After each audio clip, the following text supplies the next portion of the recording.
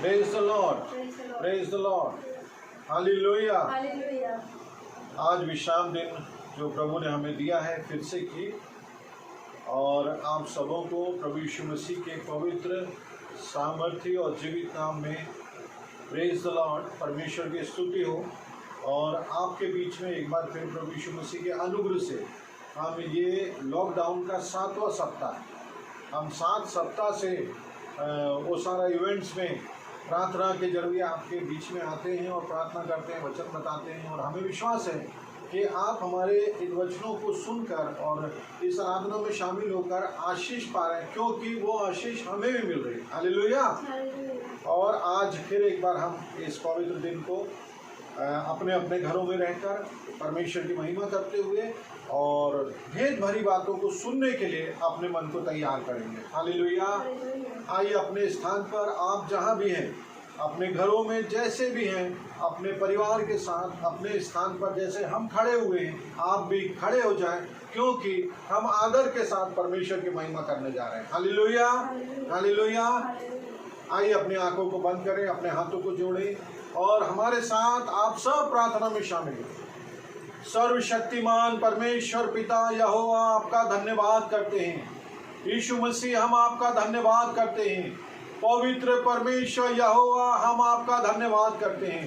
पवित्र आत्मा, हम आपका धन्यवाद करते हैं। एक बार फिर प्रभु यीशु मसीह, आपने हमें यह अवसर दिया कि हम आपके बीच में यीशु के नाम में पिता संगति करने पा रहे हैं, एकत्रित होने पा रहे हैं। हे पिता, हमारा पूरा विश्वास है कि हम अलग अलग तो हैं, लेकिन तेरा आत्मा हमें एकजुट कर रहा है, एक साथ जोड़ रहा है। और परमेश्वर, इस समय हम तेरी महिमा कर रहे हैं। प्रभु, तेरे वचन के अनुसार तूने कहा है परमेश्वर कि जहां 2 या 2 से अधिक एक मन से एकत्रित हो, आज हम यहाँ पर और परिवार अलग अलग अपने घरों में एकत्रित है परमेश्वर। इसी वचन के अनुसार आज भी प्रभु यीशु मसीह, आपका आत्मा हर एक परिवार में आए यीशु मसीह आपके नाम से। और परमेश्वर, हम तेरी महिमा करते रहें, हम तेरी आराधना करें, तेरी स्तुति करें, तेरे नाम को ऊंचा उठाएं और तेरी भक्ति करें। और परमेश्वर, तेरे वचन के द्वारा हम अनुग्रह को महसूस करें। पिता, हमारी सहायता कर यीशु मसीह, क्योंकि भेद भरी बातें यदि हमारे कानों में पड़ती है प्रभु, और हम उस भेद को समझ लेते हैं, तो हम उस अनुग्रह का धन्यवाद करते हैं कि हम कैसे मसीह के अनुग्रह में आज तक जिंदा है। प्रभु, हम तेरा धन्यवाद कर सके। हे पिता, अनुग्रह कर। प्रार्थना करते, पवित्र आत्मा हमारी और सबकी सहायता कर। यीशु मसीह के सामर्थ्य और जीवित और फिर से आने वाले नाम में प्रार्थना करते पिता, सुन और ग्रहण कर। आमीन।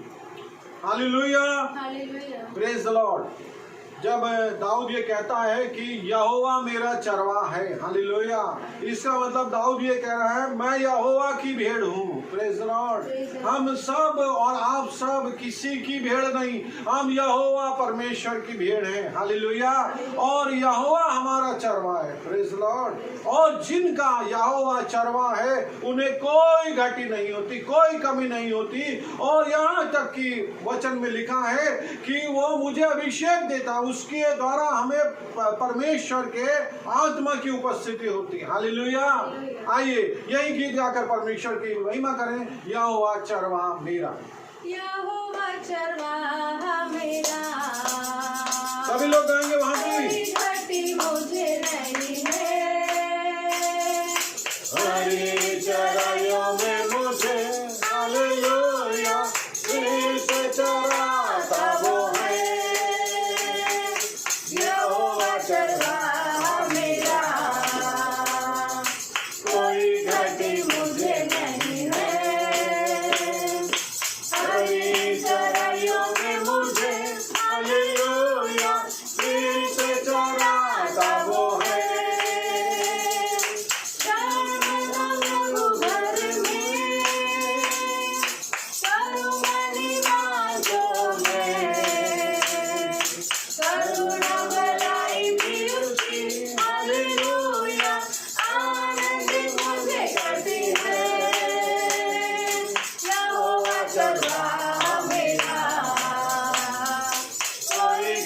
मुझे नहीं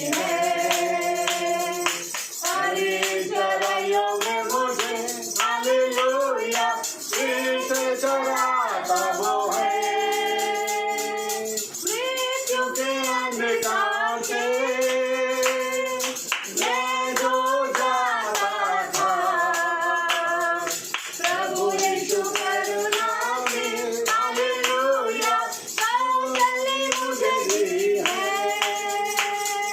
मैं चुके अंधकार से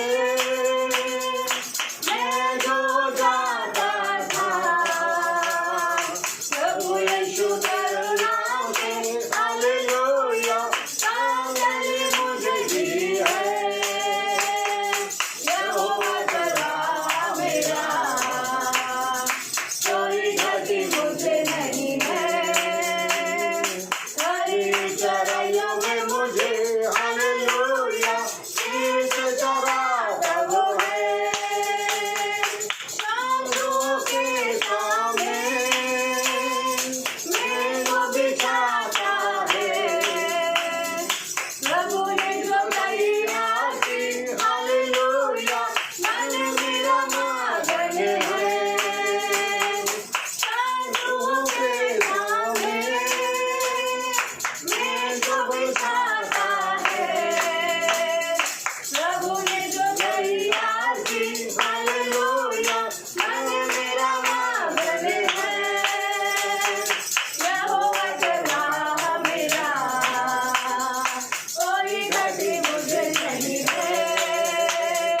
हरी चराइयों में मुझे हालेलुया शीश चराता वो है। यहोवा चरा मेरा, कोई घटी मुझे नहीं है। हरी चराइयों में मुझे हालेलुया शीश चराता वो है। हालेलुया सब बोले यहोवा मेरा चरवा है। हालेलुया जोर से बोले यहोवा मेरा चरवा है। हालेलुया एक दूसरे से बोले यहोवा आपका चरवा है। बोले यहोवा आपका चरवा यहोवा आपका चरवा है। बोले है।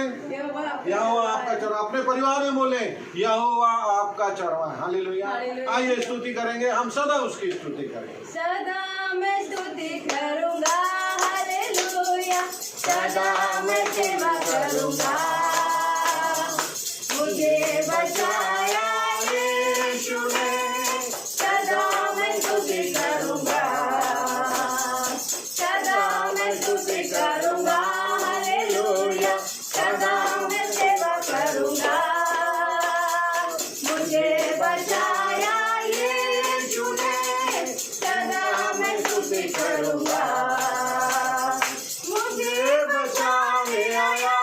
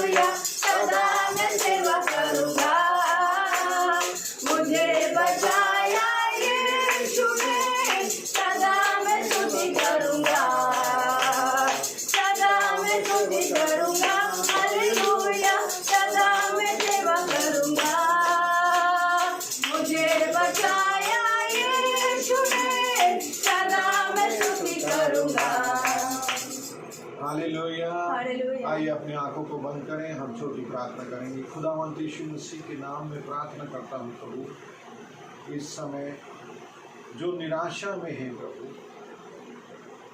उन्हें बड़ी आशा मिले।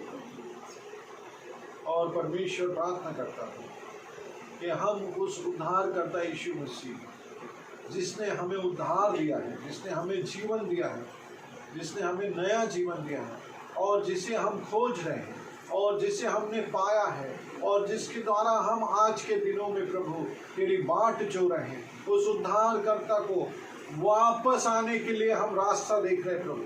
हे परमेश्वर, जितने सुन रहे हैं यीशु मसीह, मैं प्रार्थना करता हूँ कि वे सब पवित्र बेटे, तेरे पवित्र बेटे के नाम में उद्धार में बढ़ते चले जाएं, उद्धार में स्थिर होते चले जाएं, और अंत तक स्थिर रहें, जब तक मसीह यीशु आप बादलों पर ना आ जाए प्रभु। क्योंकि हम जानते हैं प्रभु कि स्वर्ग और पृथ्वी पर केवल एक ही नाम दिया गया है, यीशु नाम, जो उद्धार देता है, जो हमारे पापों से हमें क्षमा देता है, जो हमें नया जीवन देता है। वो नाम सिर्फ यीशु नाम है प्रभु। हम सबके जीवन में वो नाम है, इसलिए हम हृदय से पिता तेरा धन्यवाद करते हैं, धन्यवाद करते हैं यीशु के नाम में। आमीन। यीशु का नाम है सारी जमीन पर, आइए जिसे हम पाते उद्धार। आज पवित्र दिन में एक बार फिर यीशु का नाम है, हम उस यीशु का नाम ले, जो उद्धार देता है। वचन में लिखा है, जो यीशु का नाम लेता है, जो यीशु को प्रभु करके अंगीकार करता है, जो यीशु के अधीनता में आता है, यीशु को अपना परमेश्वर मान लेता है और अपनी जिंदगी उसके हाथ में दे देता है, वो उद्धार को पाता है। यीशु ही उद्धार करता है, यीशु ही प्रभु है, यीशु ही जीवन है, और यीशु ही फिर से आने वाला है। हमको बचाने, मुक्ति दिलाने, यीशु सलीब पर मरा। हमको बचाने, मुक्ति दिलाने, यीशु सलीब पर मरा।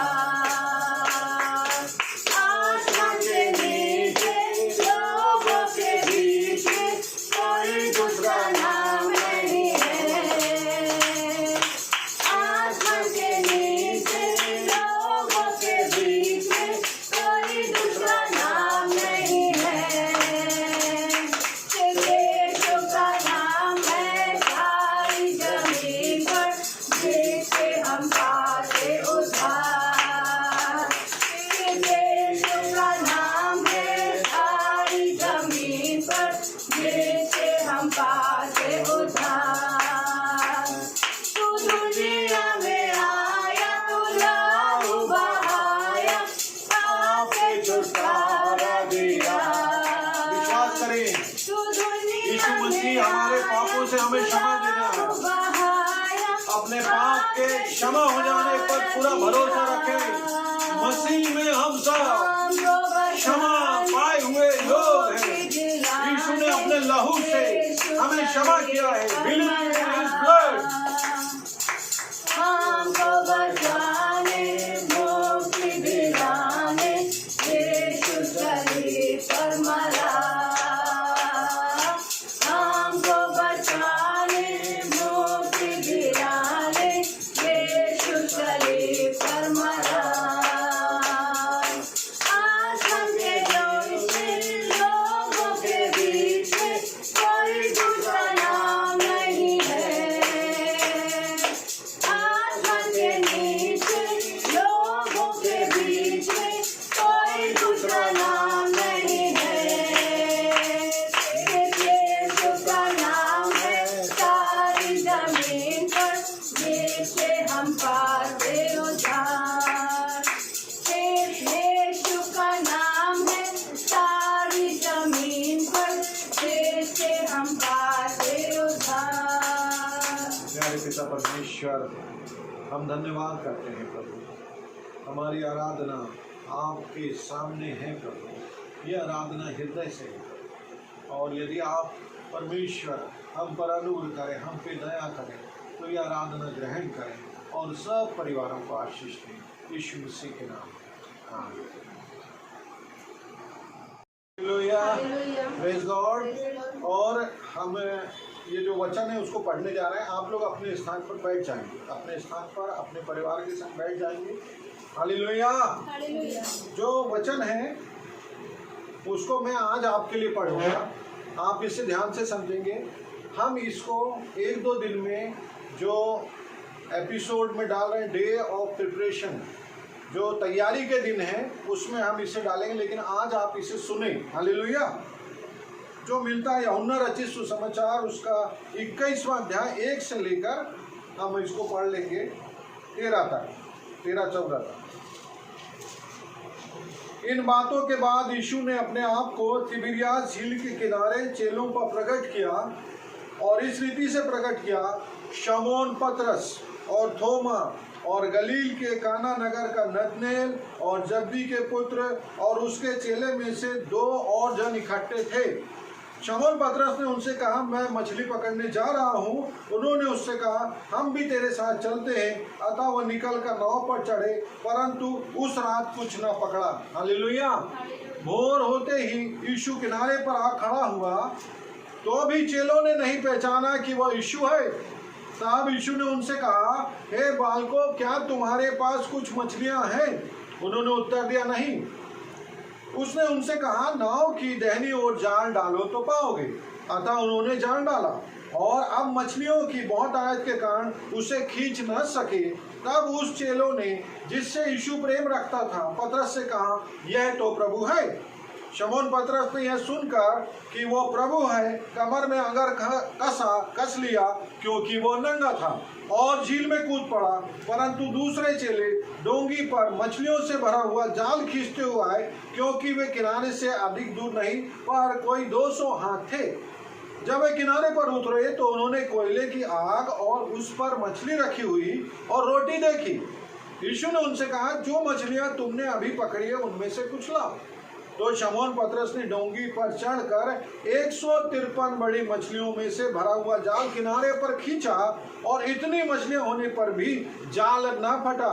यीशु ने उनसे कहा, आओ भोजन करो। चेलों में से किसी को साहस न हुआ कि उससे पूछे, तू कौन है? क्योंकि वे जानते थे कि वो प्रभु ही है। यीशु आया और रोटी लेकर उन्हें दी, और वैसे ही मछली भी। यह तीसरी बार है कि यीशु मरे हुए में से जी उठने के बाद चेलों को दिखाई दिया। हालेलुया।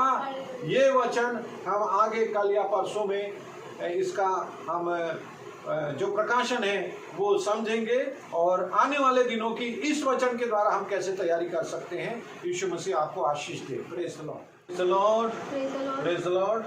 जैसा कि हम लगातार ये कह रहे हैं कि आप लोग अपनी भेंट अपने घरों में एकत्रित करें, और मैं आपको सच्ची गवाही बताऊं कि हम ऐसा कर रहे हैं तो हम आशीषित हो रहे हैं। हमें किसी बात की कमी नहीं, परमेश्वर हमारे साथ है, इसी प्रकार आपके साथ है। हालेलुया। यदि आप ये भेंट इकट्ठा कर रहे हैं तो ये सिर्फ इसलिए कि प्रभु आपको आशीष दे। Praise the Lord. आइए हम एक गीत गाएंगे। आपके परिवार में जितने लोग हैं वे सब अपने अपने भेंटों को थैली में डालें या आपके पास जो भी है उसमें रखें। प्रभु आपको आशीष दे, जितनी भी है, छोटी या ज्यादा, प्रभु उसमें बहुत आशीष दे, यीशु मसीह के नाम में। हरदम यीशु यीशु बोल, तेरा क्या लगे है मोह। हरदम यीशु यीशु बोल, तेरा क्या लगे है मोह। क्या लगे है मोल तेरा, क्या लगे है मोल। क्या लगे है मोल तेरा, क्या लगे है मोल। हरदम यीशु यीशु बोल, तेरा क्या लगे है मोल। हरदम यीशु यीशु बोल, तेरा क्या लगे है मोल। क्या तू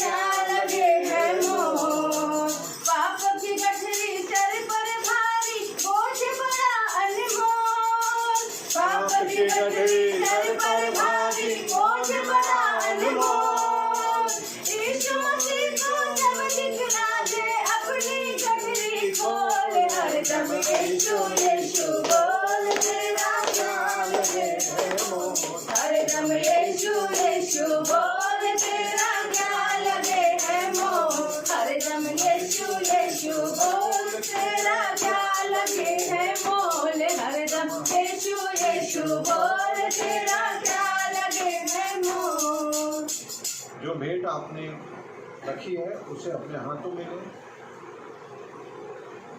मैं प्रार्थना करूं प्रभु यीशु मसीह, जितने परिवारों ने इन भेंटों को आपके सामने रखा है, ये भेंट आशीषित हो जाए यीशु मसीह के नाम में।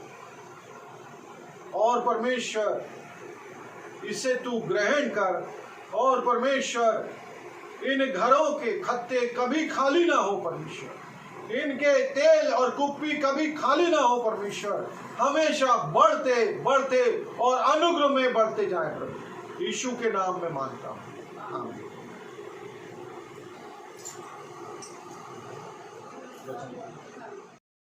हालेलुया। अब हम जो विशेष आज का पवित्र संदेश है, पवित्र आत्मा के द्वारा सिखाया गया संदेश, हालेलुया, आप अपने घर में बड़ी शांति के संग बैठे रहें। कोई डिस्टर्बेंस हो रहा हो उसे अभी रोक दें, कोई आवाज़ हो रही हो उसे बंद करवा दें, अपने दरवाजे बंद कर दें और शांति के संग ये जो गहरे भेद भरा रहस्य भरा आज का वर्तमान का समय जो है, और जो बातें प्रभु यीशु मसीह हमें सिखा रहा है, जो बातें पवित्र शास्त्र में लिखी हैं और जो वर्तमान में दुनिया में हो रही है, उसको ध्यान से सुनने के लिए आपको मैं निवेदन करता हूं कि बिल्कुल शांति से बड़े ध्यान से सुनेंगे। हालेलुया। क्योंकि ये वचन भेद भरा है और इसको सुनकर आप सचेत हो जाएं। हालेलुया। आप जाग जाएं, आप प्रभु की प्रार्थना में और बढ़ें, प्रभु की आराधना में और बढ़ें, क्योंकि समय नजदीक है और समय बहुत ही कठिन है। Hallelujah, praise the Lord. बीमारियां तो आपको दिखाई दे रही हैं, लेकिन बहुत सी बातें आप नहीं देख पा रहे। हालेलुया। परंतु आज इस वचन के द्वारा आप बड़े ध्यान से सुने।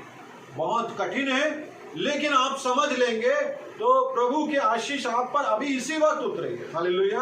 आइए अपनी आंखों को बंद करें और प्रार्थना में आए मेरे साथ। प्रभु यीशु मसीह, इस समय प्रभु मैं प्रार्थना करता हूँ, अद्भुत बातें हैं परमेश्वर, इसे सुनने के लिए प्रभु यीशु मसीह हम सब के कानों को खोल दे परमेश्वर, और आज के दिनों की यह आशीष हमारे जीवन को जागृत कर दे। और परमेश्वर हम तेरी महिमा में और बढ़े, परिवार तेरी महिमा में और बढ़े, बच्चे तेरी महिमा में और बढ़े, और परमेश्वर तेरी कलीसिया, तेरी देह और तेरे सुनने वाले और मजबूती के संग खड़े होते जाएं, मसीह यीशु के सामर्थ्य जीवित नाम में, आमीन। हालेलुया। आइए आज का जो वचन परमेश्वर ने दिया उसको सीखें, उसको समझें। और ये थोड़ा कठिन वचन है, इसलिए आपको ध्यान से समझना पड़ेगा।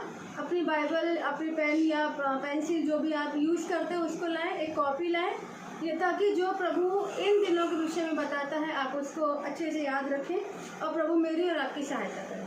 हालेलुया। तो आज का जो वचन है वो हमें मिलता है लूका 17:26 से लेकर 30। लूका 17:26 से लेकर 30।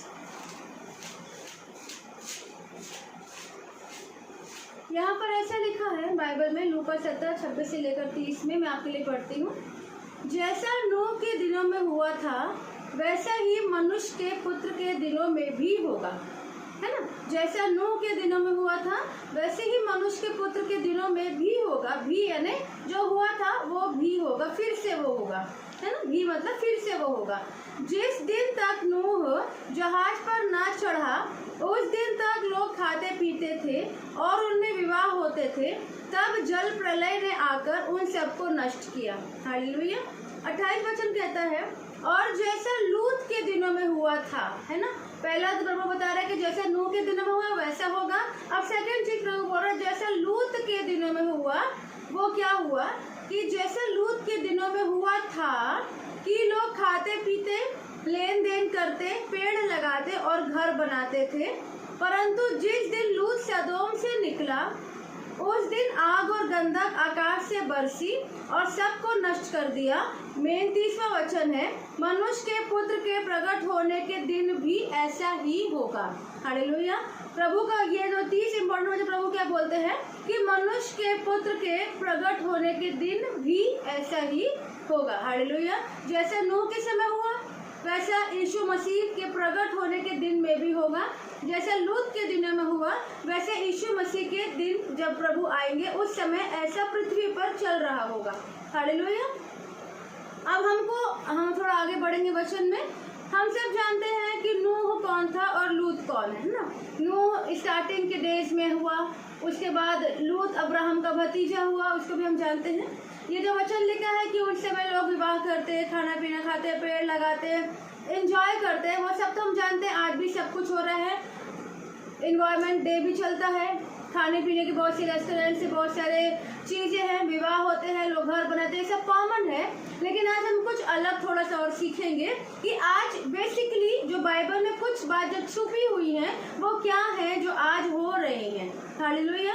और फिर हम थोड़ा दानियल से भी सीखेंगे, हम प्रकाशित वाक्य से भी सीखेंगे कि अभी क्या हो रहा है और प्रभु हमको क्या समझाना चाह रहे हैं। हालेलुया। तो आप लोग दो नाम ध्यान रखना, एक नूह और एक लूत। तो पहले हम नूह के तरफ जाएंगे, उसके बाद हम लूत की तरफ जाएंगे, फिर हम दानियल में जाएंगे, फिर प्रकाशित वाक्य में जाएंगे, और इस तरह जो प्रभु ने समझाया है मैं आपको समझाने की कोशिश करूंगी। हालेलुया। चलिए हम निकालेंगे उत्पत्ति उसका 5वां अध्याय। पहले हम नूह के बारे में जान रहे हैं। हम निकालेंगे उत्पत्ति उसका 5वां अध्याय, उसके 32 वचन में लिखा है। उत्पत्ति 5:32 में, और नूह 500 वर्ष का हुआ। कितने वर्ष का हुआ? 500 साल का जब हुआ। और नूह से शेम, हाम और येपेत का जन्म हुआ। ठीक है, नूह 500 साल का, उसके 3 बच्चे वहां पर पैदा हो चुके हैं। 6वां का पहला वचन उत्पत्ति 6:1, ध्यान से आप सुनना। फिर जब मनुष्य भूमि के ऊपर बहुत बढ़ने लगे और उनकी बेटियां उत्पन्न हुई। भूमि पर आप लोग को ध्यान रखने वाली बात है, हमको समझने की बात है कि पूरे वर्ल्ड में जो भूमि है, सृष्टि है, उस पर मनुष्य बहुत बढ़ रहे हैं ना। मनुष्य बहुत बढ़ने लगे और उनकी बेटियां उत्पन्न हुई। बेटे भी हुए होंगे, लेकिन बाइबल हमको बेटियों के विषय में फोकस कर रही है। और ये बेटियां क्यों वर्ड यहाँ पे डाला गया, बेटियां फोकस करता हुआ, स्पेशलाइज करता हुआ, हम आगे देखेंगे। जब उनकी बेटियां उत्पन्न हुई तब, है ना, जब बेटियां उत्पन्न हुई, बहुत बेटियां उत्पन्न होगी, तब परमेश्वर के पुत्रों ने मनुष्य की पुत्रियों को देखा कि वे क्या है, सुंदर है, और उन्होंने जिस जिसको चाहा उनसे विवाह कर लिया। तब यहोवा ने कहा, मेरा आत्मा मनुष्य से सदा लो विवाद करता ना रहेगा, क्योंकि मनुष्य भी शरीर ही है और उसकी आयु 120 वर्ष की होगी। हालेलुया। यहाँ पर एक चीज हम पहले ये सीख लें कि अभी हमने पढ़ा उत्पत्ति 5:32 में कि नूह की एज कितनी थी, 500 वर्ष, 500 ईयर्स वो नूह था जब उसके बच्चे हुए, या बच्चे थोड़े बड़े हो गए होंगे, लेकिन वो 500 वर्ष का था। लेकिन यहाँ बाइबल बोलती है जब बेटियां उत्पन्न हुई और परमेश्वर के पुत्रों ने जब इन बेटियों को देखा, तो परमेश्वर ने उसके बाद कुछ बातें हुई, तो उसके बाद परमेश्वर ने मनुष्य की आयु 120 वर्ष में लिमिट कर दी। हालेलुया। 500, 1100, 900 उतनी एज से होते होते इस कंडीशन के बाद परमेश्वर ने एज को सीधे हाफ का हाफ भी नहीं रखा, 120 वर्ष निर्धारित आयु कर दी। हालेलुया। ये तो एक अलग से टॉपिक था, लेकिन हम अपने इस टॉपिक में आते हैं। बेटियां उत्पन्न हुई, पहला चीज है बेटियां, और दूसरा जो है परमेश्वर के पुत्र, मनुष्य की बेटियां जो मनुष्य से उत्पन्न हुई, जो ह्यूमन से उत्पन्न हुई, जो आदम हवा से जो और बच्चे हुए, और इन सब से होते होते जो बहुत सारी बेटियां हुई। इस तरफ तो मनुष्य की सारी बेटियों को रख लें, और एक तरफ हम देख लेते हैं, यहाँ वचन बोलता है कि परमेश्वर के पुत्र। हालेलुया। तो फिर से मैं आपको रिकॉल करा रही हूँ, याद हो जाए करके। एक तरफ रखे परमेश्वर के पुत्रों, यानी परमेश्वर के पुत्र, परमेश्वर के पुत्र, यहाँ परमेश्वर का पुत्र नहीं है, परमेश्वर का पुत्र यीशु मसीह है जो बहुत बाद में आया, लेकिन परमेश्वर के पुत्र है, यानी जो एक से ज्यादा है उनके लिए के वर्ड आया, प्लूरल वर्ड है। तो हम अभी अपने वचन से देखेंगे कि ये कौन है। परमेश्वर के पुत्रों ने मनुष्य के पुत्रियों की संख्या करा, विवाह करा, और ऐसा क्या प्रॉब्लम आ गई कि परमेश्वर ने उनकी आयु को काट कर उसको बहुत छोटे में लिमिट कर दिया, 120 ईयर्स। हालेलुया। और इसको समझने के लिए हम ये भी समझ लेंगे कि क्या हुआ, परमेश्वर के पुत्र कौन है ना। परमेश्वर के पुत्र कौन है? मनुष्य की बेटियां हम जानते हैं, मनुष्य की पुत्रियां मनुष्य की बच्चियां हैं। और परमेश्वर के पुत्र कौन है, इसको हम जानने के लिए हम सबसे पहले निकालेंगे अय्यूब। अय्यूब उसका पहला अध्याय, यहाँ पर ऐसा लिखा है, हम ध्यान से देखें अपने बाइबल में। अय्यूब 1:6 में आपको परमेश्वर के पुत्र मिलेंगे। अय्यूब 1:6 में ऐसा लिखा है, एक दिन यहोवा परमेश्वर के पुत्र, है ना, यहोवा परमेश्वर के पुत्र, का पुत्र नहीं है, का पुत्र मैं फिर से बताती हूँ यीशु मसीह के लिए है, लेकिन ये पुराने नियम की बात है, नए नियम की बात है, पुराने नियम की है। एक दिन यहोवा परमेश्वर के पुत्र उसके सामने उपस्थित हुए और उनके बीच में शैतान भी आया। हालेलुया। फिर परमेश्वर के पुत्र कौन है? सेकंड हमें मिलता है अय्यूब 2:1 में। पहला अय्यूब 1:6 में, सेकंड है अय्यूब 2:1 में। फिर एक और दिन, है ना, फिर एक और दिन यहोवा परमेश्वर के पुत्र, फिर से यहाँ पे परमेश्वर के पुत्र उसके सामने उपस्थित हुए और उनके बीच में शैतान भी आया। हालेलुया। अब हम तीसरा कोटेशन निकालेंगे कि ये है कौन, परमेश्वर के पुत्र कौन है ना। तो हम निकालेंगे अय्यूब उसका 38 अध्याय, अय्यूब उसका 38 अध्याय। यदि आप इसको पढ़ेंगे तो यहाँ पर परमेश्वर की और अय्यूब की बातचीत हो रही है। परमेश्वर अय्यूब से क्या बोल रहे हैं और अय्यूब परमेश्वर को क्या जवाब दे रहे हैं। आप इसको ध्यान से देखना कि परमेश्वर हमको और आपको क्या सिखाना चाह रहे हैं आज के समय। मैं पढ़ रही हूँ 4थे वचन से, आप चाहें तो घर में 38 से पूरा भी पढ़ेंगे, लेकिन मैं 4th वचन से पढ़ रही हूँ, 4थे वचन से। यहाँ परमेश्वर अय्यूब से कुछ क्वेश्चन पूछ रहा है। परमेश्वर अय्यूब से पूछ रहा है, ध्यान से, जब मैंने पृथ्वी की नींव डाली, कौन ने पृथ्वी की नींव डाली? परमेश्वर ने। इसलिए परमेश्वर अय्यूब से क्वेश्चन कर रहे हैं कि जब मैंने पृथ्वी की नींव डाली तब तू कहाँ था? यदि तू समझदार हो तो उत्तर दे। उसकी नाप किसने ठहराई, क्या तू जानता है? यानी पृथ्वी की नाप कौन ने ठहराई? उस पर किसने सूत खींचा? यानी पृथ्वी पर कौन ने सूत खींचा? कौन ने, जो भी प्रभु ने जैसा बनाया होगा अपन तो नहीं जानते, लेकिन वचन बोलते हैं सूत खींचा, तो कौन ने खींचा?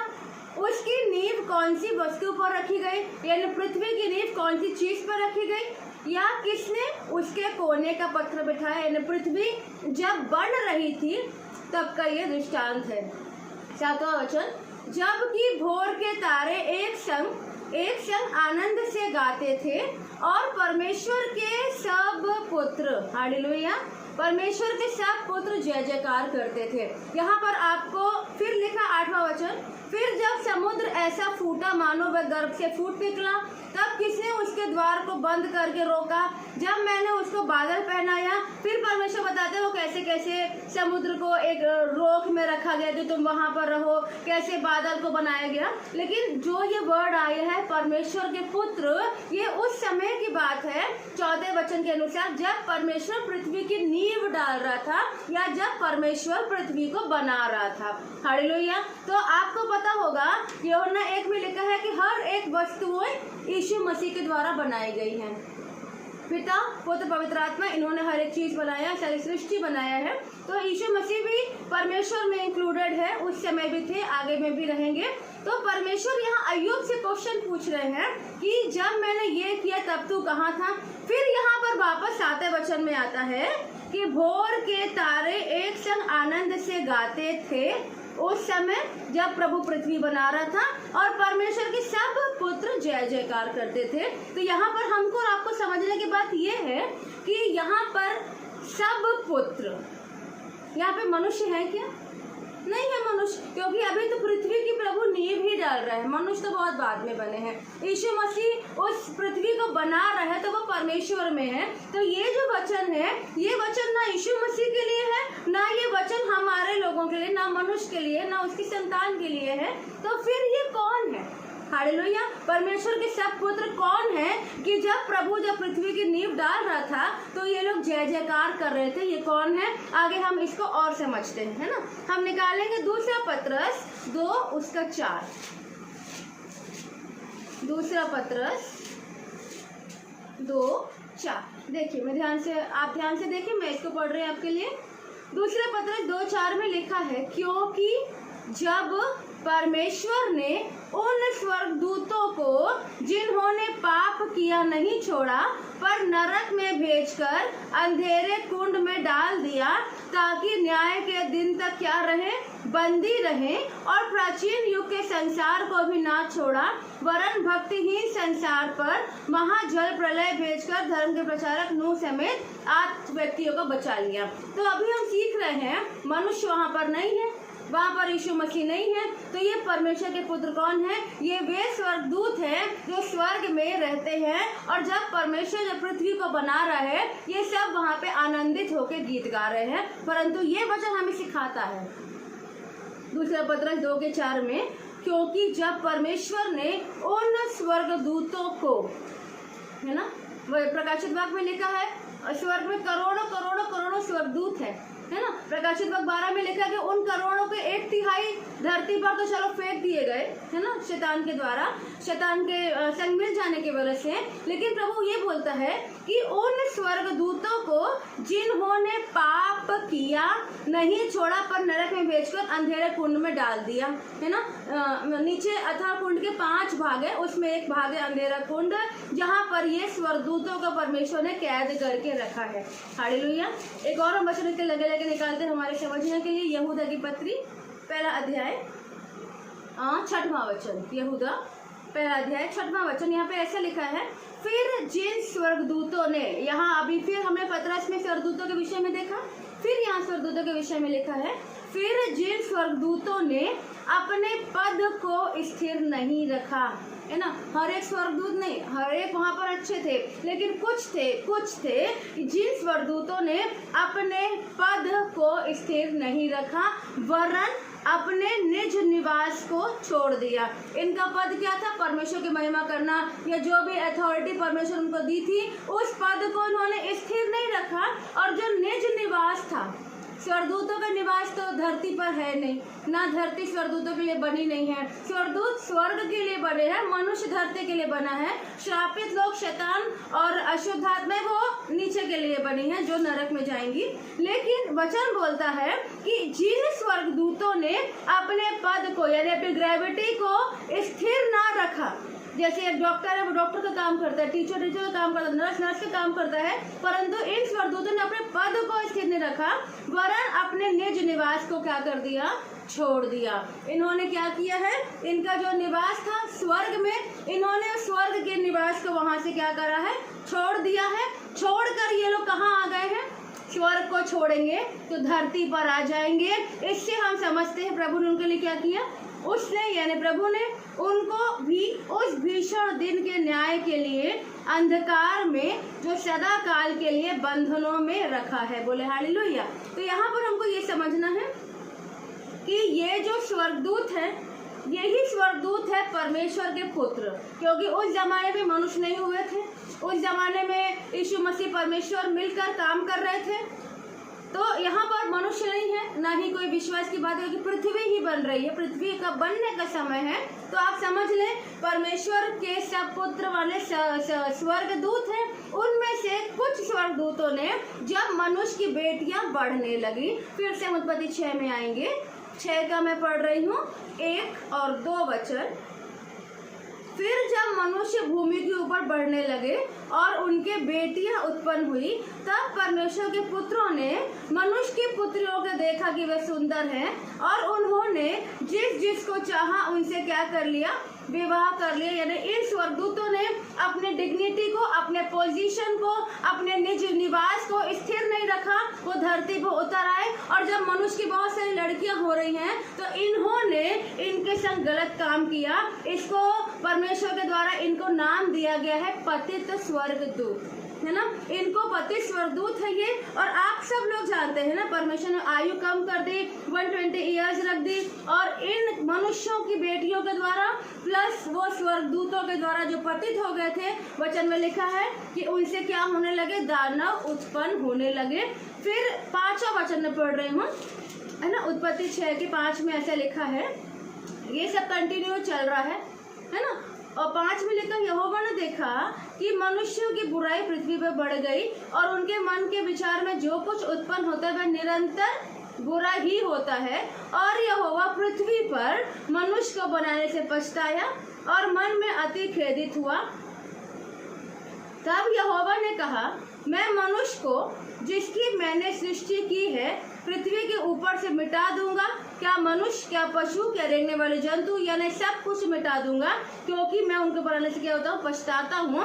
8वां मेन वचन है, परंतु यहोवा की अनुग्रह की दृष्टि नूह पर बनी रही। नूह पर ही क्यों बनी रही अनुग्रह की दृष्टि? क्योंकि नूह के अलावा सारी पृथ्वी पॉल्यूटेड हो गई, सारी पृथ्वी खराब हो गई। पति स्वर्गदूतों ने गलत काम किया, वहाँ पे दानव उत्पन्न होने लगे। और जिस प्रकार आप जानते हैं कि यीशु मसीह के लिए भविष्यवाणी हुई थी, पिता ने कहा था स्टार्टिंग में आदम के बगीचे में ही कि ये जो पुत्र, जो स्त्री का वंश आएगा वो शैतान के सर को कुचलेगा। और शैतान पूरा कॉन्शियस हो गया, इसलिए उसने एक चाल निकाली कि मैं जो स्त्री का वंश है मैं उसको पॉल्यूट कर दूंगा, खराब कर दूंगा। दुष्ट आत्माओं से अगर पति स्वर्गदूतों से जो वंश बनेगा तो उनसे तो प्रभु नहीं है, क्योंकि वो पवित्र है। लेकिन उतनी वर्ल्ड जो खराब हो गया उसमें सिर्फ एक नूह बचा था। हालेलुया।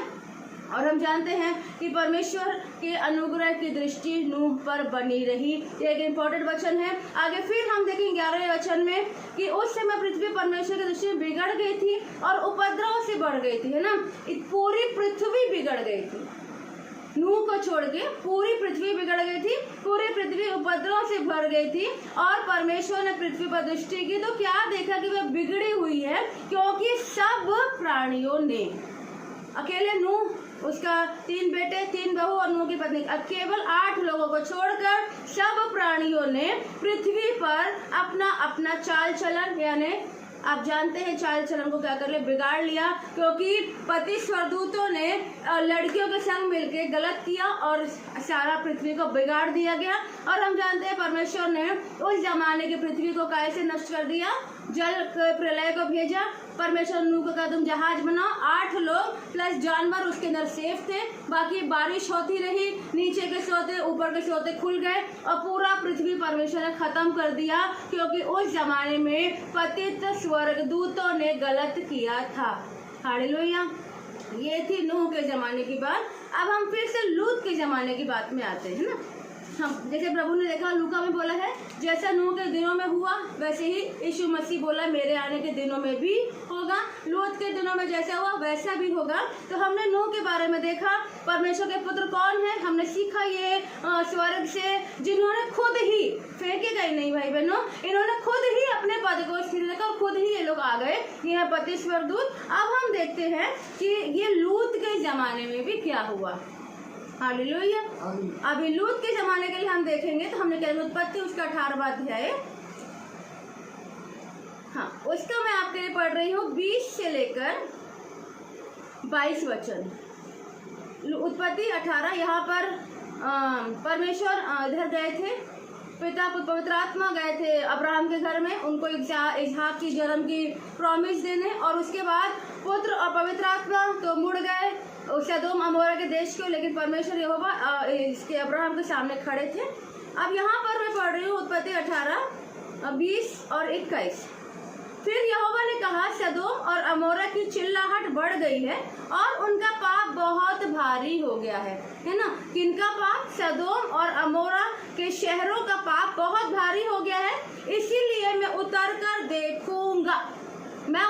देखूंगा कि उनकी जैसे चिल्लाहट मेरे कान तक पहुंची, उन्होंने ठीक वैसा ही काम किया है कि नहीं, और ना किया हो तो मैं उसे क्या कर लूंगा, जान लूंगा, है ना। और फिर हम देखते हैं 22 वचन, तब वे पुरुष वहां से मुड़ गए और जाने लगे और अब्राहम यहोवा के आगे खड़ा रह गया। हालेलुया। अब हम आगे पढ़ते हैं। अब्राहम और पिता की वहां पे बातचीत हुई, वो हम नहीं जाएंगे, लेकिन ये तो दो दूत है जो सदोम की तरफ चले गए, इनके बारे में हम सीखेंगे कि लूत के जमाने में क्या हुआ करता था। उत्पत्ति 19 में पढ़ रही हूँ, 1 से लेकर मैं पढ़ रही हूँ 3 वचन। सांझ को वे 2 दूत सदोम के पास आए और लूत सदोम के फाटक के पास बैठा था। ध्यान रखें, लूत सदोम के फाटक के पास बैठा था। उनको देखकर वह उनसे भेंट करने के लिए उठा और मुंह के बल झुककर दंडवत कर कहा, हे मेरे प्रभुओं, अपने दास के घर में पधारिए और रात भर विश्राम कीजिए और अपने पाँव धोइए, फिर भोर को उठकर अपना मार्ग लीजिए। अपने मार्ग पर जाइए। उन्होंने कहा नहीं, हम चौक ही में रात बिताएंगे। पर उसने उनसे बहुत विनती की और उन्हें मनाया, इसीलिए वे उसके साथ चलकर उसके घर में आए और उसने उनके लिए भोजन तैयार किया और बिना खमीर की रोटियां बनाकर उनको खिलाई।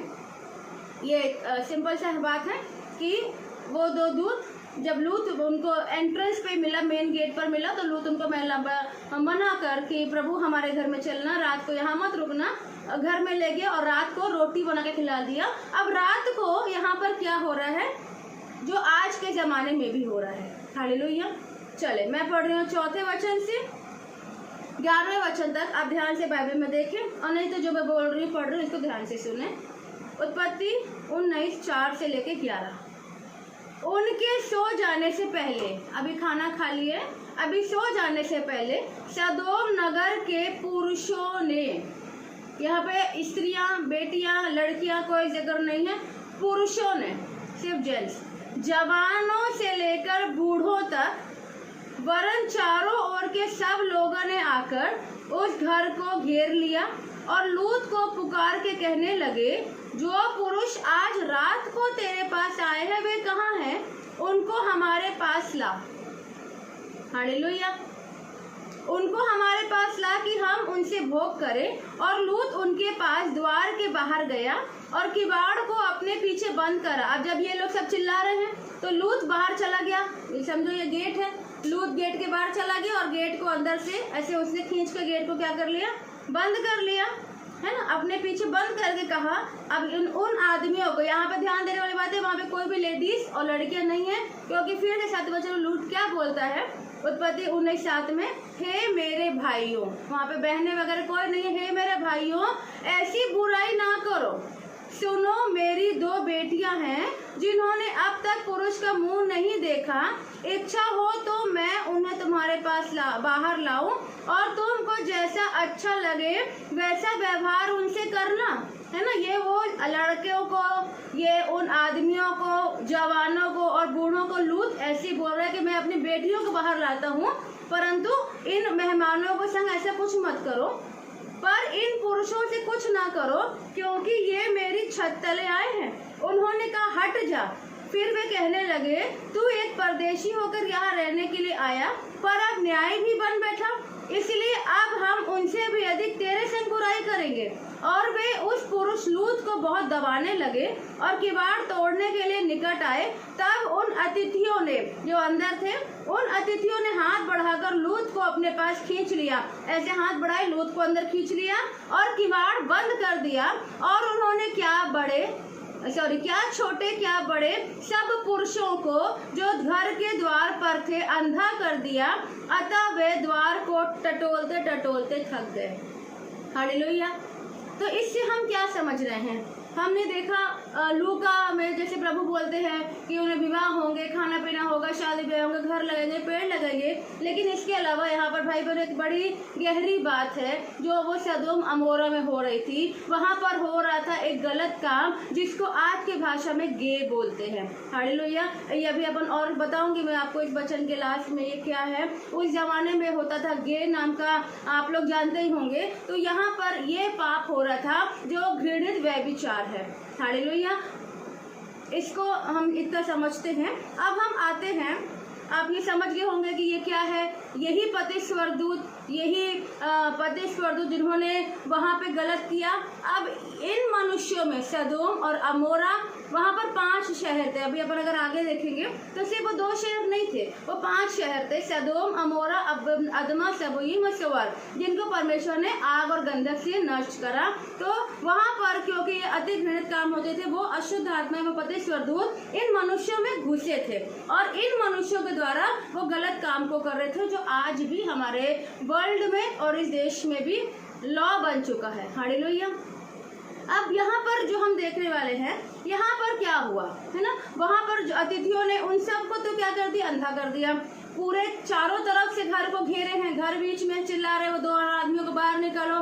और जो परमेश्वर है उन्होंने बाहर निकल के या उनको सबकी आंखों को बंद कर दिया, अंधे हो गए, टटोलते रह गए। अब यहाँ पर देखिए लिखा है, फिर उन अतिथियों ने लूत से पूछा। आपने ध्यान दिया होगा, परमेश्वर बोलता है कि मैं नीचे उतर कर देखूंगा कि उन्होंने ठीक वही काम किया है कि नहीं, है ना। और अब यहाँ पर उन्होंने देख लिया कि वाकई ये जो काम गलत कर रहे हैं, ये बिल्कुल ठीक वही काम कर रहे हैं और हमको इसको क्या कर रहे हैं, देश को नाश करना ही है, इन नगरों को नाश करना है। तो परमेश्वर ने बोला लूत को कि 13 वचन में लेकर 12 वचन में कि लूत से पूछा, यहाँ तेरे और कौन कौन है, दामाद, बेटे, बेटियां, और नगर में तेरा जो कोई हो उन सबको लेकर स्थान से निकल जा, क्योंकि हम यानी परमेश्वर यह स्थान नष्ट करने पर है, इसलिए कि इसकी चिल्लाहट यहोवा के सन्मुख बढ़ गई और यहोवा ने हमको इसका सत्यानाश करने के लिए भेजा है ना। क्योंकि बेटियों की सगाई हो गई थी, अगर आप आगे पढ़ेंगे। और लूत ने बहुत कोशिश करी कि अपने दामादों को समझाए, लेकिन वचन बोलता है 14 के लास्ट वचन, पर वह अपने दामादों के दृष्टि में ठट्ठा करने वाला जान पड़ा। नूह के जमाने में भी नूह बोलता रहा होगा, प्रचार करता होगा, प्रभु आ रहा है, बचो, ये सब कामों को छोड़ो, उपद्रव छोड़ो, इनसे रिश्ता खत्म करो, लेकिन कोई ने बात नहीं सुना। इस समय लूत के समय में भी लूत ने अपने दामादों को बताया, शायद कुछ और लोगों को भी बताया होगा, लेकिन वचन बोलता है वो ठट्ठा करने वाले, यानी उनको मजाक करके उन्होंने उसकी बात को समझा क्या, क्योंकि वो लोग पाप में ही गिरे हुए थे, उन्होंने इस बात को समझा नहीं और जाना नहीं। 15 वचन कहता है, जब पौ फटने लगी, यानी जब हल्का सा उजाला होने लगा, तब दूतों ने लूत से जल्दी करने को कहा, बोला उठ अपनी पत्नी दोनों बेटियों को जो यहाँ है, अब जो ये घर के अंदर उन्हीं को ले जा, नहीं तो तू भी इस नगर के अधर्म में भस्म हो जाएगा। वो नगर पूरे अधर्म में भरा हुआ था, पर नूह विलंब करता रहा।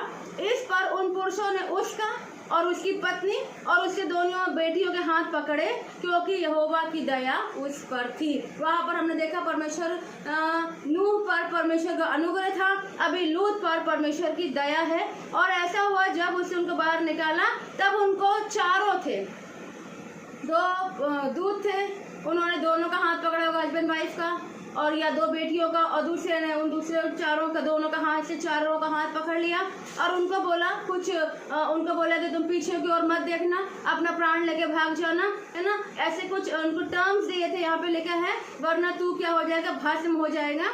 19 में लिखा है, देख लूत अब क्या बोल रहा है, देख तेरे दास पर तेरे अनुग्रह की दृष्टि हुई है और तूने इसमें बड़ी कृपा बताई कि मेरे प्राण को बचाया, है ना। तो हम ये समझ सकते कि परमेश्वर का अनुग्रह भी लूत पर था, परमेश्वर की दया भी लूत पर थी और परमेश्वर की बड़ी कृपा भी लूत पर थी। इसीलिए लूत और उसकी दोनों बेटियां और पत्नी वो शहर से अधर्म से निकल नहीं पाए। हालेलुया। लेकिन क्या हुआ, जब निकलने पाए तो जैसे ये लोग तो बचाए जाने के लिए थे भाई बहनों, इनको परमेश्वर आए ही इसलिए थे कि हम इन चारों को बचाएंगे। लेकिन जब बचाने की प्रोसेस आई, जब ये आगे चल रहे हैं, जैसे प्रभु ने हमको बोला है कि हम बचाए गए हैं, हम बचाए जाने को ही चुने गए हैं, लेकिन संसार में सुस्त मत हो जाना, संसार में लिप्त मत हो जाना, चिंताओं में तुम ऐसा मत होना कि सो जाना या इधर खो मत जाना। जैसे लूत को और उसके परिवार को जो दूतों ने आदेश दिया था, वैसे हमको भी दिया है। लेकिन लूत और उसकी दोनों बेटियां तो अच्छी चली, परंतु उसकी पत्नी ने पीछे पलट के देखा, जो करने को मना किया गया था वो उसकी पत्नी ने करा, और हम पाते हैं वो वहीं पर नमक का खंबा बन गए, है ना। और फिर हम जानते हैं कि परमेश्वर ने स्वर्ग से आग और गंधक बरसाई और वो पूरे नगर, है ना। 19 के 25 में ऐसा लिखा है, 24 से पढ़ती हूँ मैं। तब यहोवा ने अपनी ओर से यानी स्वर्ग से सदोम और अमोरा पर आकाश से गंधक और आग बरसाई और उन नगरों को और उसके और उस संपूर्ण तराई को और नगरों के सब निवासियों को भूमि की सारी उपज के साथ क्या कर दिया, नष्ट कर दिया। 28 वचन, और सदोम और अमोरा और उस तराई के सारे देश, है ना, अकेले 2 शहर नहीं थे, 5 शहर जैसे मैंने बताए, सारे देश की और आंख उठा के क्या देखा कि उस देश में से धधकती हुई भट्टी का सा धुआं उठ रहा है। हालेलुया। तो यहाँ पर हमको ये समझना है कि जिन्होंने पद को स्थिर रखा। पति स्वर्गदूतों ने नूह के समय भी काम किया, इन्होंने इस लूत के समय भी काम किया। अब हम एक और वचन पे आते हैं। हम निकालेंगे दानियल की किताब, उसका 2 अध्याय। ठीक है, दानियल की किताब 2 अध्याय। आप चाहें तो दानियल की किताब 2 अध्याय को आप घर में पूरा पढ़ना। तो मैं क्योंकि छोटा सा बता पाऊंगी जितना बताना है, लेकिन अगर आप दूसरे को पूरा पढ़ेंगे तो आप इसको पूरा समझ पाएंगे कि क्या हुआ था उन दिनों, है ना। दानियल है पुराना नियम, यीशु मसीह कहने के बहुत साल पहले, शायद 500-550 साल पहले या और पहले, नहीं जानती मैं, लेकिन बहुत पहले क्या हुआ था। दानियल जो था ये एक यहूदी व्यक्ति था, इजराइल देश का रहने वाला था। उसको नबूकदनेस्सर राजा ने, जो बेबीलोन का राजा था, उन्होंने गुलाम बना के कई इन लोगों को, जवानों को ले गए थे। हालेलुया। और वहां पर एक दिन क्या हुआ, दानियल 2:1 में लिखा है कि वो राजा नबूकदनेस्सर को एक सपना आया। रात में सो रहा था, उसको एक सपना आया। सपना जब आया तो वो बहुत व्याकुल हो गया, उठ गया और अपने देश के सब जो सपना बता सकते हैं, उसमें लिखा ज्योतिषी, तंत्री, टोन है, कसदी, उन सबको बुलाया कि वे राजा के सपने का आंसर बताएं।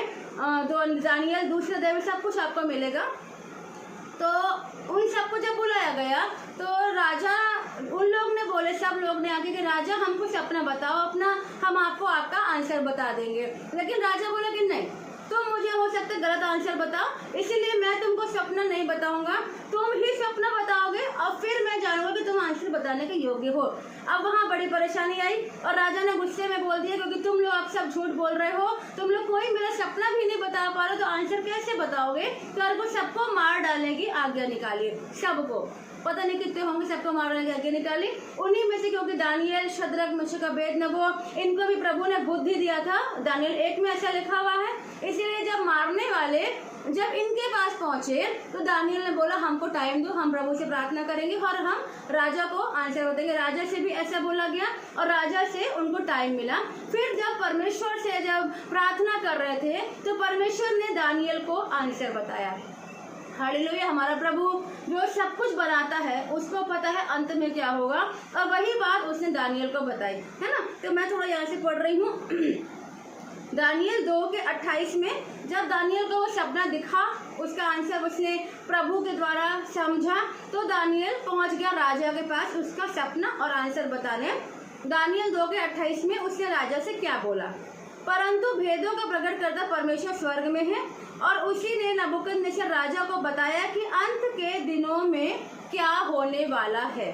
हालेलुया। अंत के दिनों में क्या होने वाला है, अभी के जस्ट जो अभी हम चल रहे हैं, ये अंत के दिनों के, हम बिल्कुल दिनों के घंटे में से भी होके हम बिल्कुल सेकंड पे रुके हुए। अभी मान लो रात को प्रभु को, फॉर एग्जाम्पल रात को 12 बजे आना है, तो अभी हम रात के 11:55 से भी आगे बढ़ गए हैं, हम 2-3 मिनट पीछे ही रुके हैं, है ना। तो क्या होने वाला है ये परमेश्वर ने वहां पर राजा को बताया, दानियल को बताया। यहाँ पर आप अगर इसको पढ़ेंगे घर में, मैं आपको शॉर्टली बता रही हूँ, 31 से यदि आप पढ़ेंगे, 31 से लेके 45, तो आप और क्लियर होगी। मैं इसको शॉर्ट में ऐसा बताऊंगी कि परमेश्वर ने नबूकदनेस्सर को एक सपने में एक बहुत बड़ी मूर्ति दिखाई। मूर्ति है ना, बहुत बड़ी मूर्ति है। मूर्ति का पूरी बॉडी, मतलब मूर्ति तो मूर्ति ही रहेगी, मनुष्य की मूर्ति थी। और प्रभु ने उसको बताया, मैं यहाँ से पढ़ दे रही हूँ 31 से, हे राजा, जब तू देख रहा था तब एक बड़ी मूर्ति देख पड़ी, और वह मूर्ति जो तेरे सामने खड़ी थी वे लंबी चौड़ी, उसकी चमक अनुपम और उसका रूप भयंकर था। उस मूर्ति का सिर तो चोखे सोने का, यानी सर जो है वो प्योर गोल्ड का था। उसकी छाती और भुजाएं चांदी की, यानी चेस्ट और हाथ चांदी के थे। उसका पेट और जांघ पीतल का, पेट और जांघ पीतल की। उसकी टांगे लोहे की, पैर लोहे के थे, और उसके पांव कुछ तो लोहे के, नीचे के जो पांव है, अपने समझो घुटने से नीचे के जो पांव है वो कुछ लोहे के और कुछ मिट्टी के थे। ये मूर्ति का रूप था। और देखते देखते तूने क्या देखा, अभी ये मूर्ति देख रहा है, लेकिन वहीं पर राजा क्या देख रहा है, एक पत्थर। क्या देखा, एक पत्थर ने बिना किसी के खोदे आप ही आप उखड़कर उस मूर्ति के पांव पर लगकर जो लोहे और मिट्टी की थी उसको चूर चूर कर दिया। अब ये मूर्ति खड़ी है अचानक से एक पत्थर आया, उसने मूर्ति के पांव जो मिट्टी के थे और जो लोहे के थे वहां लग गया और मूर्ति क्या हो गई, पूरी गिर कर वो क्या हो गई, पूरी चूर चूर हो गई, है ना, चूर चूर कर डाला। 35 तब लोहा, मिट्टी, पीतल, चांदी और सोना भी सब चूर चूर हो गए, सब कुछ चूरा चूरा हो गया और धूप काल के खलिहान के भूसे के समान हवा में ऐसे उड़ गए कि उनका कहीं पता न रहा। और वह पत्थर जो मूर्ति पर लगा था एक बड़ा पहाड़ बनकर सारी पृथ्वी पर फैल गया। हालेलुया। 36 में लिखा है, स्वप्न तो ये हुआ, अब हम राजा को उसका फल समझा देते हैं। अभी फिर से मैं आपको याद करा देती हूँ। वो मूर्ति का सिर था वो सोने का था, छाती और दोनों हाथ चांदी के थे, पेट और जांघ पीतल की थी, टांगे लोहे की थी और लोहे में कुछ मिट्टी मिक्स था, ऐसा था वो लोहा और मिट्टी मिक्स थे, ऐसी वो मूर्ति थी। और एक पत्थर कहीं से आया, कहाँ से आया, बिना कोई के खोदे आया, अभी नाम पढ़ेंगे, कोई के खोदे बिना आया और वो मूर्ति के पांव से टकरा गया और पूरा का पूरा मूर्ति टूट गया, सोने से लेके चांदी से लेके मिट्टी एवरीथिंग क्या हो गया, टूट गया। पर वह बड़ा और वह पत्थर क्या हो गया, बड़ा पहाड़ बनकर सारी पृथ्वी पे फैल गया। यानी वो पत्थर जो छोटा आया था या जितना बड़ा आया था अब वो पूरे वर्ल्ड पर फैल गया है। हालेलुया। यहाँ पर और मैं आपको क्लियर कर देती हूँ, आप घर में पढ़ना कि अब दानियेल नबूकदनेस्सर को क्या बता रहा है। 4 प्रकार के इसमें एलिमेंट्स हैं। पहला है सोना, दूसरा है चांदी, तीसरा है पीतल, चौथा है लोहा, 5वां है मिट्टी। लेकिन मिट्टी एलिमेंट तो नहीं बोलेंगे, पता नहीं है कि नहीं, लेकिन 5 मिट्टी भी उसमें इंक्लूडेड है ना। तो यहाँ पर जो मिट्टी और लोहा क्योंकि एक है इसलिए हम इसको एक मानेंगे, है ना।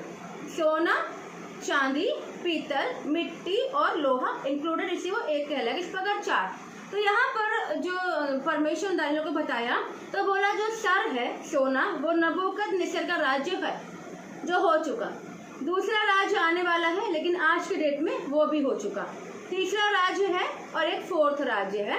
लेकिन फिर से हमको ध्यान देना है कि हमको आज के दिनों में 4th चौथे राज्य पर अपने माइंड को लेके जाना है कि चौथे राज्य में क्या हो रहा है बाइबल के अनुसार।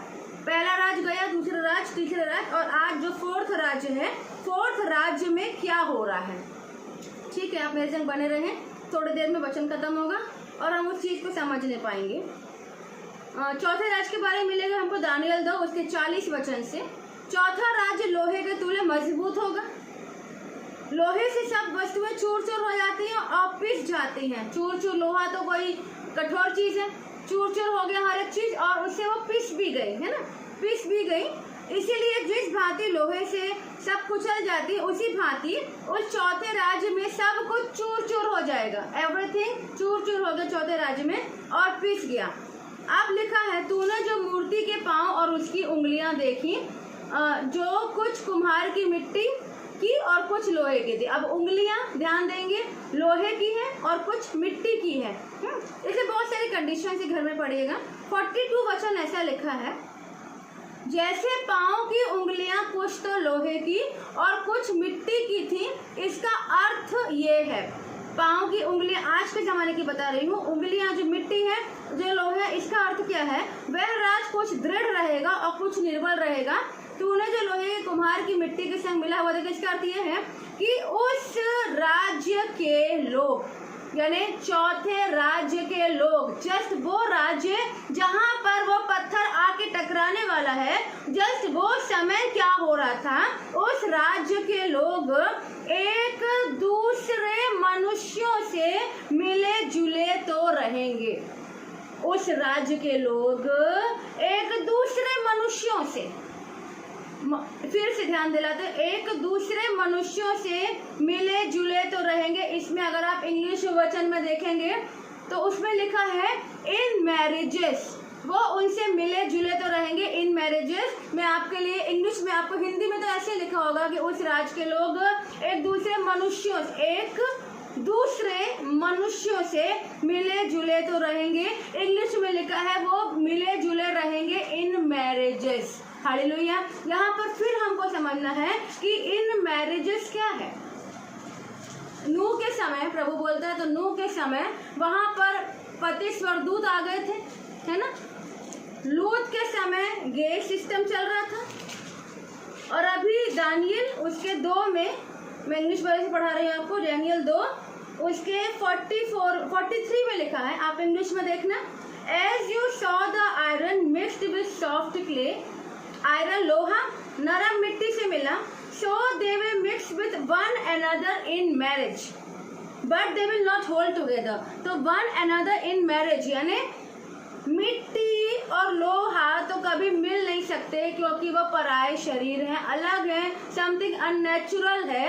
और यहाँ पर आप इसको और क्लियर करने के लिए समझ लें कि आज की डेट में जो LGBT लॉ है जो 2018 में 6 सितंबर को पास हुआ, जिसमें आप जानते हैं लेस्बियंस, गे, ट्रांसजेंडर्स और एक और कुछ है, ये सब क्यूर टाइप के लोग हैं जो गलत हैं, है ना। हम जानते हैं जो ये पति स्वर्गदूत थे, इन्होंने जिस प्रकार नूह के समय बेटियों का इस्तेमाल करके वर्ल्ड खराब किया, परमेश्वर ने वो वर्ल्ड को जल प्रलय से नष्ट किया। उसके समय अगले बार हम लूत के समय देखते हैं कि इन्होंने वो जमाने के आदमियों के अंदर काम किया, जैसे आज के डेट में गे हैं, वहाँ पर गे के अंदर काम किया और परमेश्वर ने वहाँ से आग बरसा के इनको नष्ट किया। और ये लास्ट डेज है भाई बहनों।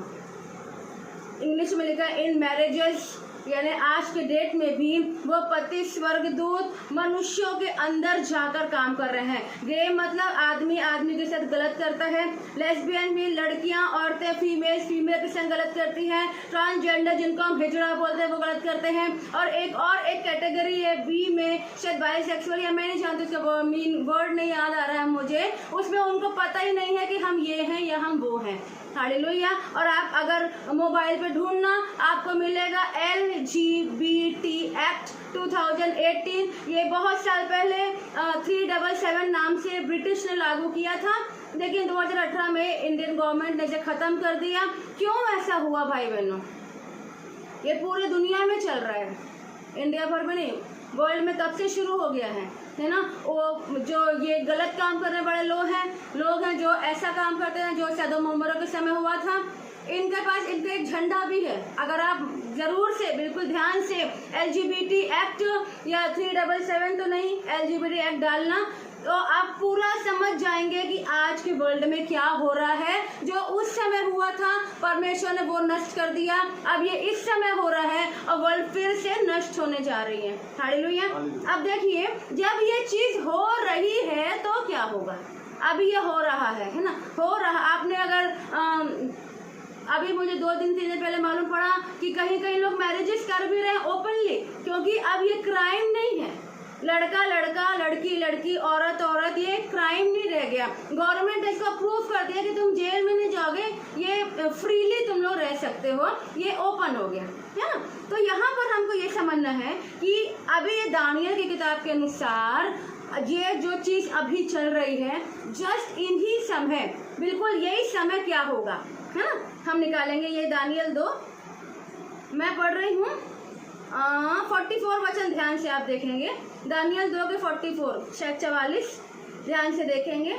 उन राजाओं के दिनों में, जब ये हो रहा है, उन राजाओं के दिनों में स्वर्ग का परमेश्वर एक ऐसा राज्य उदय करेगा। ध्यान से सुने, स्वर्ग, उन राजाओं के दिनों में, आज के दिनों में स्वर्ग का परमेश्वर एक ऐसा राज्य उदय करेगा जो अनंत काल तक ना टूटेगा। हम जानते हैं यीशु मसीह का राज अनंत कालों के लिए बना है, अनंत काल के लिए ना टूटेगा और ना वह किसी दूसरी जाति के हाथ में किया जाएगा, वरन वह उन सब राज्यों को चूर चूर करेगा और उनका अंत कर डालेगा और वह सदा स्थिर रहेगा। हालेलुया। ये बिल्कुल अभी के समय की बात है। हम नहीं जानते यीशु मसीह कब आ जाएगा अपने दुल्हन को लेने। लूत को भी बचाया गया था, संसार से निकल जा, तू आग से बचेगा, तेरा लाइफ बचेगा। हमको और आपको भी कहा गया है कि हमको रहना है पिता के पास, बस हमको आज्ञाओं को मानना है। बाई चांस गलती हो जाती है तो यीशु का लहू हमारे लिए है। हालेलुया। आगे यहाँ पे लिखा है क्या होगा, ऐसा होगा कि परमेश्वर एक राज उदय करेगा और उसका राज्य यानी यीशु का राज्य अंत तक बना रहेगा। 45 जैसा तूने देखा कि एक पत्थर किसी के हाथ के बिना खोदे पहाड़ में से उखड़ा, है ना। वो जो पत्थर नबूकदनेस्सर वो मूर्ति के जो पाँव में लगा, ये पत्थर कौन है? ये पत्थर बिना किसी के खोदे पहाड़ में से उखड़ा और उस पत्थर ने लोहा, पीतल, मिट्टी, चांदी, सोने को चूर चूर कर दिया। इसी रीति महान परमेश्वर ने राजा को बताया कि क्या क्या होने वाला है।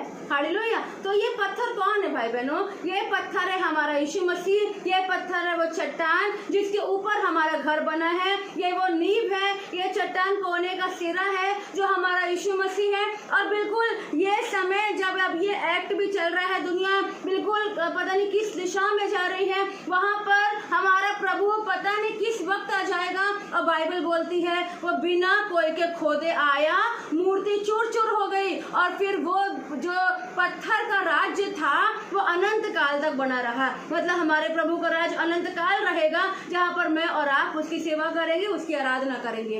हालेलुया।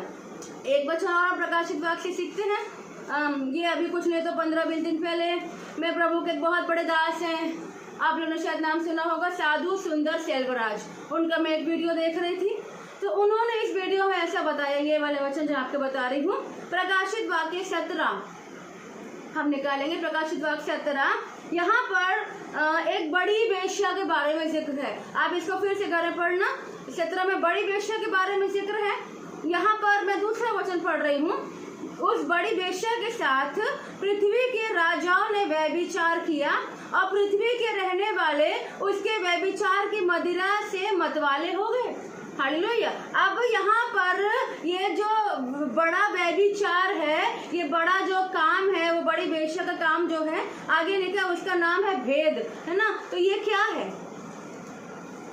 ये क्या है? ये वही रूल्स हैं, ये वो रूल है जो वो उसके संग एक ऐसा रूल बन गया LGBT नाम का, जिसके सारे वर्ल्ड समझो, यूरोप बोलो, अमेरिका कहो, कनाडा कहो, ये कहो, पता नहीं कौन कौन सा देश बोलो, इंडिया बोलो, ये सबों ने ये गंदे काम करने के लिए लोगों को रजामंद किया। और रजामंद क्या, लोगों ने खुद बोला कि हमको करने के लिए परमिट करो और ये एक्ट बन गया। और एक देश से ये पूरा एक्ट वर्ल्ड के कई कंट्रीज में है, शायद 10-12 कंट्रीज बस रुकी हुई है, मुस्लिम कंट्रीज हैं, वरना सब जगह ये रूल्स लागू हैं। तो उन्होंने ऐसा बताया, साधु सुंदर सेल्वराज ने, ये जो पृथ्वी के राजाओं ने व्यभिचार किया, यानी ये घृणित काम को एक्ट के रूप में लाया, नियम के रूप में लाया, इसको बोलते व्यभिचार किया, और पृथ्वी के रहने वाले उसके व्यभिचार से मतवाले हो गए। अब ये सारे लोग खुश हो रहे हैं।